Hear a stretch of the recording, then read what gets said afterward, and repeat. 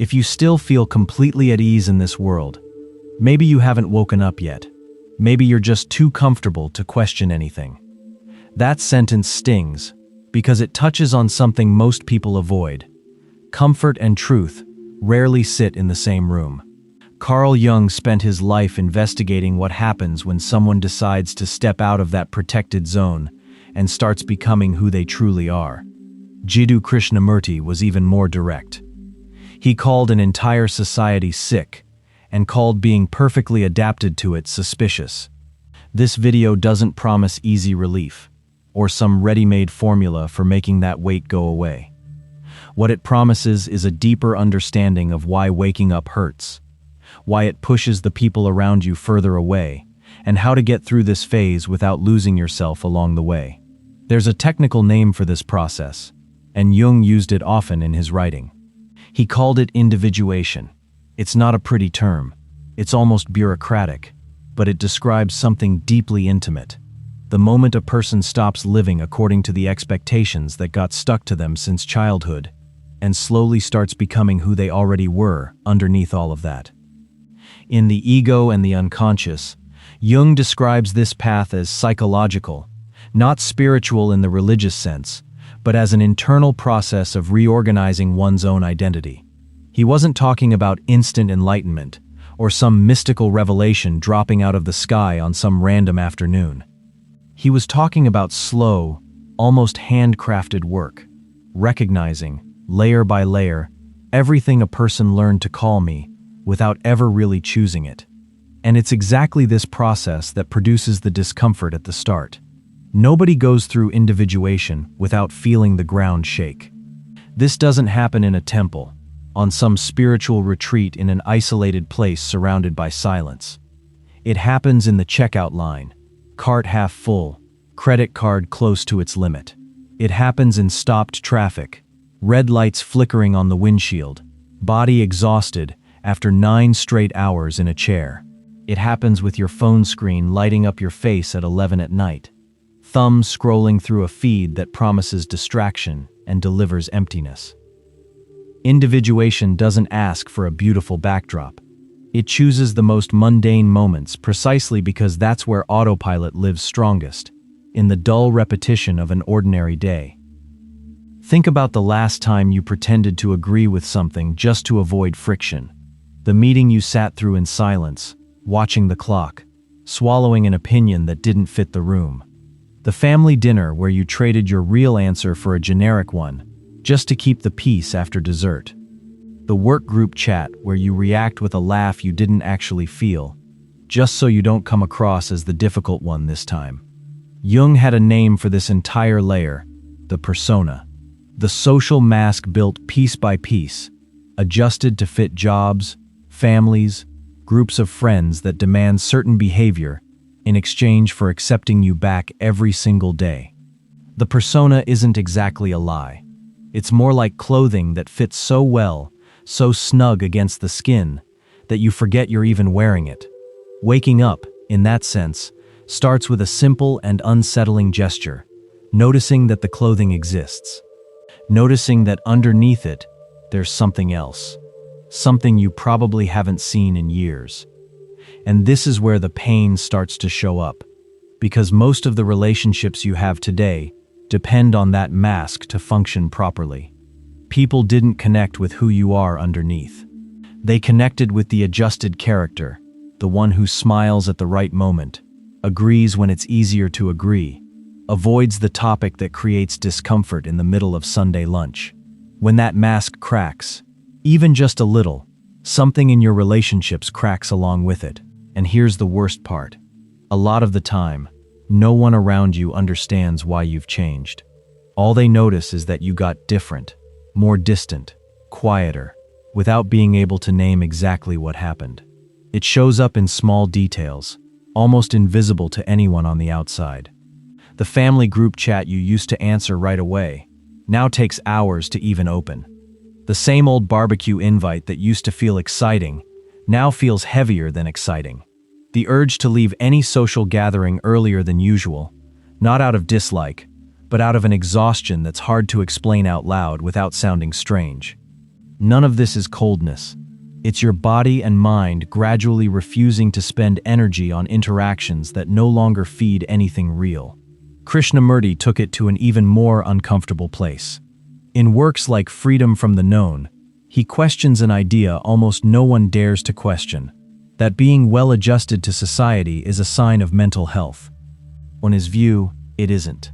A society can be confused, violent in its invisible mechanisms, built around fear and competition, trained to measure human worth by productivity, and still call anyone who fits into it without friction normal. Normal, he said, is measured by the majority, not by actual sanity. And that changes everything, because it means feeling out of place might not be the symptom. It might be the correct response to an environment that was never as healthy as it looked from inside the current. Take a moment to really look at what we call an adjusted life. Waking up exhausted and calling that a routine. Working 6 days to rest half of one Sunday and calling that balance. Comparing bills, salaries, bodies, and houses and calling that motivation. None of this sounds sick when everyone around you is doing the exact same thing. It's only when someone stops, even for a second, and asks themselves whether any of it actually makes sense, that the whole machine starts to look strange, almost absurd, like a play nobody chose to be in, but everyone somehow memorized the lines to. Krishnamurti kept coming back to a distinction that seems subtle but changes the entire game. Statistical normalcy is not the same thing as real sanity. If most people in a city live with chronic anxiety, that doesn't make anxiety healthy, it just makes it common. If most people measure their own worth by what shows up on a screen, that doesn't make the habit balanced, it just makes it frequent. The confusion between everybody does it this way and this is healthy is, perhaps, the most well-hidden conditioning of all, because it disguises itself as common sense, as realism, as maturity. I know this is hard to hear, especially if you grew up believing that fitting in was proof you were doing everything right, a report card full of praise, your parents' approval, that sense of belonging that felt non-negotiable. But look around carefully, without rushing. Family, school, religion, work culture, these are systems that function, in large part, by conditioning people to repeat patterns without ever really examining them. It's not some conspiracy dreamed up in a dark room by a guy in a suit. It's the structural logic of any society that needs predictability to stay standing, to function without chaos day after day. People who question too much are hard to organize, hard to fit into a spreadsheet, hard to predict. So without anyone consciously planning it, systems end up favoring whoever obeys and growing suspicious of whoever asks too many questions. School rewarded whoever memorized the right answer, not whoever questioned the question itself. Work rewards whoever hits the deadline without complaining, not whoever stops to think about whether that deadline even makes sense. Social media hands out more reach to whoever repeats the talking point of the moment, not to whoever disagrees with it out loud. Each of these mechanisms, taken alone, seems small, almost harmless. Together, they form a quiet system of rewards and punishments that trains people, from early on, to prefer the already tested path over the one that hasn't been questioned yet. The problem is, once you start seeing this conditioning, you can't unsee it. It's like noticing a hum that was always there, hidden underneath the noise of daily life, except now, it won't leave your head. Status that used to feel important starts to sound hollow, kind of like that new car that loses its shine 3 weeks after leaving the dealership. The validation that used to come from likes, quick compliments, other people's approval typed out in seconds, loses part of the weight it used to carry. Automatic routines, the ones you followed without thinking, waking up, checking your phone, the same commute, start to feel rehearsed, as if someone wrote the script before you were even born and just forgot to tell you. And here's the part almost nobody warns you about. This awareness doesn't arrive as relief, it arrives as loss. You lose the innocence of living without examining anything, and no one hands that back to you. no matter how hard you try to fall asleep the old way again. It's completely valid to feel this as grief, because in a way, it is real grief. You're burying a version of yourself that knew how to fit in without effort. A version that maybe had less clarity about who she was, but also carried less weight on her shoulders by the end of the day. The distance that comes afterward is rarely a conscious choice. Nobody wakes up on a Monday and decides to pull away from friends, family, the places that used to feel comfortable and familiar. Jung explained this through the logic of individuation. As a person's inner values shift, the relationships built around their old version naturally fall out of sync. No drama, no wrongdoing, just a mismatch. It's not sabotage, it's not a tantrum, it's plain social physics. Two people who used to vibrate at the same frequency start vibrating at different ones, and the conversation that used to flow effortlessly now requires constant translation. That strange silence in the middle of dinner, where both of you know something has changed, but neither of you can name what it is. This distance also lives in the body, not just in relationships.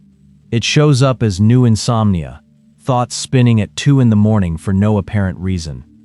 It shows up as an exhaustion no amount of rest really fixes, because it isn't physical, it's existential. It shows up as the urge to cancel plans last minute, not out of laziness, but because holding up the old version of yourself for an entire evening, at some social event, costs an energy you don't have as much of anymore. There's a trap along this path that's more dangerous than it looks, and it sits right in the middle of the process, exactly where a person feels strongest, clearest, more awake than everyone around them. I'll come back to that in a moment, but first it's important to understand the scale of the loneliness Krishnamurti described when he talked about collective thought and the way it sweeps almost everyone along with it.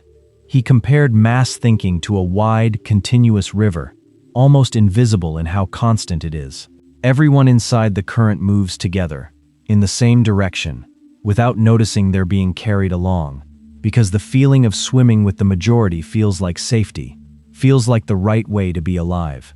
Watching that river from the outside, even for a few seconds, is by nature a solitary act. Not because the person decided to be different out of vanity or whim, but because any honest look at reality requires stepping out of the current for a moment, standing on the bank, feeling the body go cold outside the usual warm water. From the bank, the view changes completely. You can see the whole river, the speed of the current, the small whirlpools quietly dragging people under, without anyone noticing from inside the water. You can see who's exhausted from swimming against nothing, spending all their strength in a direction they never actually chose. But the bank is also cold, also silent, also missing the constant company of the people still in there, moving together, chatting while they float. Krishnamurti never promised that watching would be comfortable. He only promised it would be honest, and honesty rarely comes with coziness. Now, the trap I promised to come back to. It's extremely common, almost inevitable at some point, for someone going through this awakening to confuse clarity with superiority.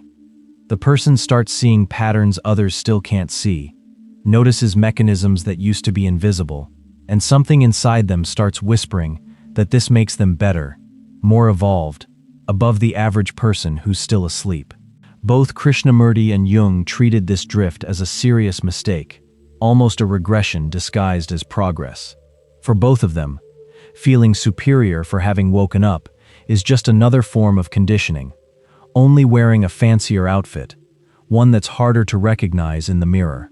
Jung had a specific concept to explain how this happens: the shadow. These are the parts of oneself that a person rejects, sweeps under the rug without even noticing, and later sees reflected back, distorted, in other people, as if the problem always lived somewhere out there. Without the work of recognizing one's own shadow, the feeling of being above everyone who still doesn't question anything can actually be the person's own inner emptiness being projected outward, looking for a comfortable place to land.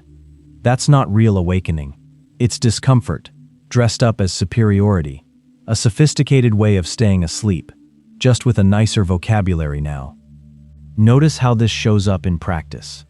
Feeling disproportionately irritated by someone who only talks about work and goals might have less to do with that person and more to do with a part of you that still wants those same things and doesn't know where to put that desire.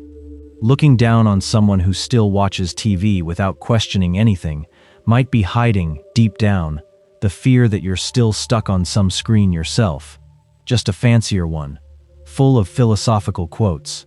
The shadow rarely shows up wearing the face we expect. It shows up disguised as criticism of someone else. I completely understand the urge to feel special after going through so much internally, after so many nights you went to bed late just thinking about all of this. But that urge deserves to be watched with the same honesty you used to watch the world out there. Turn it toward the mirror every once in a while. Krishnamurti offered a simple tool for dealing with this, though simple doesn't mean easy. Observe without judging. Notice the thought of superiority when it shows up, without pushing it away and without fully identifying with it either. Just observe it, the same way you'd watch a cloud passing by, knowing it isn't the entire sky. This practice, repeated with patience, keeps a person from mistaking a passing thought for a final truth about who they are. And it's exactly that confusion between thought and identity that fuels a good chunk of the arrogance disguised as clarity. There's also an older, more speculative layer that helps give poetic shape to everything we've been discussing so far. Helena Blavatsky, in The Secret Doctrine, described the idea of Maya, the veil of sensory illusions that keeps most people trapped on the material surface of existence, while a few try to see beyond it, beyond what the eyes hand over at first glance. It's important to be clear that this is an esoteric, speculative reading, not a scientific thesis proven by any method. Here it functions as a symbol, an image that helps think through the theme, not as an established historical fact. But the symbol is useful precisely because it shows up across different cultures, different centuries, always landing on a similar conclusion. The idea of a veil separating those living in automatic repetition from those who've started noticing the seams behind the curtain. In today's world, that veil has a very specific shape. It's made of notifications, of personalized ads, of purchases that promise relief and deliver just one more box to open. It's the promise that the next product will fill the void, then the next promotion, then the next trip. None of them have ever filled anything before, but the promise keeps working anyway. Maya, in this modern sense, doesn't need a literal veil. It runs in the background, right there in the palm of your hand, refreshing with every swipe. And this is exactly where the most important turn of this video lives. The world didn't get worse the day you started waking up. The lens through which you look at the world is what shifted position. That distinction seems small on paper, but it prevents a massive emotional trap: victimhood. Believing that everything out there suddenly got worse, that people became shallower overnight, that the system suddenly turned more oppressive, is more comfortable than accepting that you're the one seeing with different eyes now. Recognizing this doesn't lessen the real pain of the distance that follows, but it turns that pain into something with direction, with purpose, instead of bitterness with nowhere to go, just spinning in circles.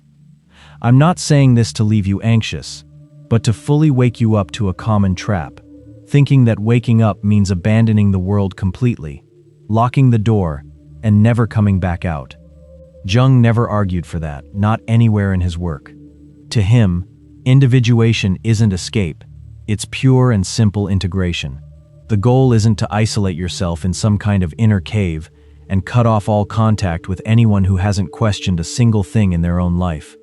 The goal is to use the self-knowledge you've gained to relate to others in a way that's more honest, more present, less tied to that old need to please everyone all the time. Krishnamurti adds to this idea in a way that's simple, almost too straightforward. Watching the world clearly doesn't require rejecting it completely. It only requires no longer losing yourself inside it, no longer dissolving into the current without noticing.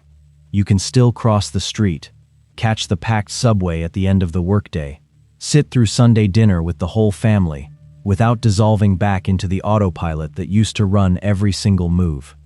The loneliness felt during this process, no matter how real and heavy it feels for a few weeks, usually isn't permanent. It works more like a phase of internal reorganization than a fixed, permanent destination with no way out.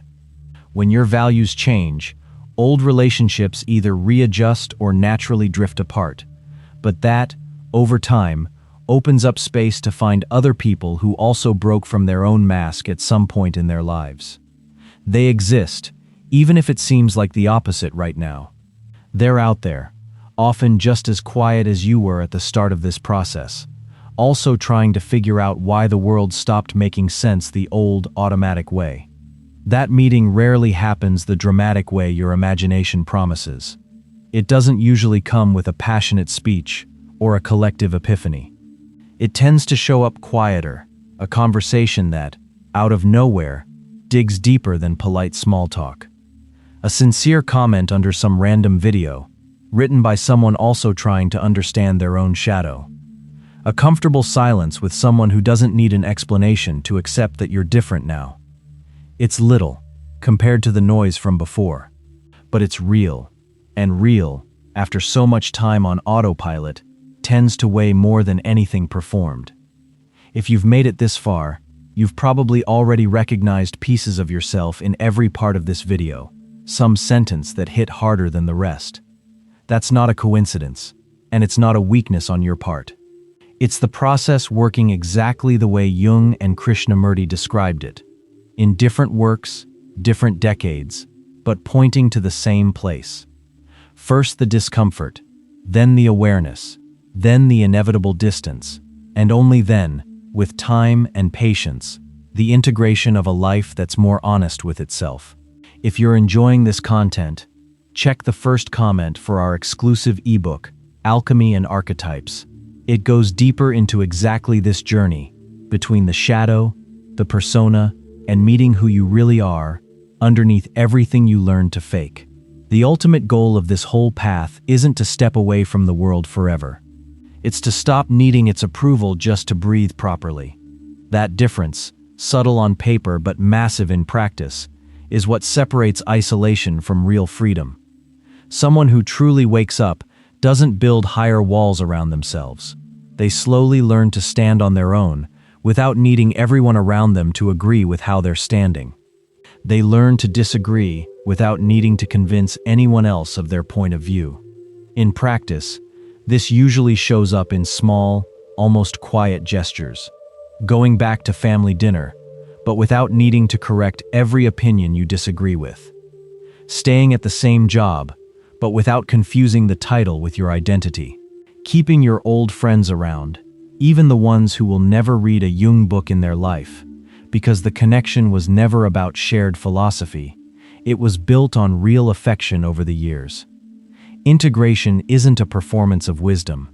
It's quiet presence, without needing to announce to anyone that you've changed. If this video touched something you'd already been feeling without being able to name it until now, mark that with a like, because it helps this channel keep existing and keep bringing this kind of reflection to more people who are exactly where you've already been, not yet knowing there's a name for what they're feeling. Subscribe to the channel to keep up with the next videos we're going to release. And if you want to go beyond this video, join the membership club, where we go even deeper into these topics with a community that truly understands what we're talking about here. Waking up hurts, isolates you for a while, keeps you up some nights, but it isn't the end of anything. It's just the beginning of a life that's less rehearsed than the one before. And in the middle of all this, there's something that rarely gets mentioned when this topic is only handled from its heavy side. There's genuine relief in no longer pretending. There's lightness in no longer having to calculate every word before saying it. There's a specific kind of peace, hard to describe to anyone who's never felt it, in finally agreeing with yourself after years of silently disagreeing.